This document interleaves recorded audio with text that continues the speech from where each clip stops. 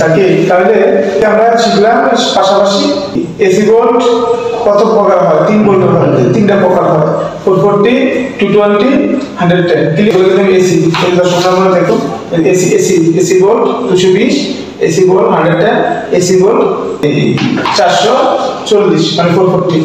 আর এখানে হচ্ছে DC volt, আমরা যখন যে আলোচনা করছি ডিসি ভোল্ট প্লাস আর মাইনাস, ঠিক আছে। আর নেগেটিভ আর পজিটিভ হচ্ছে এসি ভোল্ট, এই যে পজিটিভ এবং পজিটিভ নেগেটিভ এসি ভোল্ট।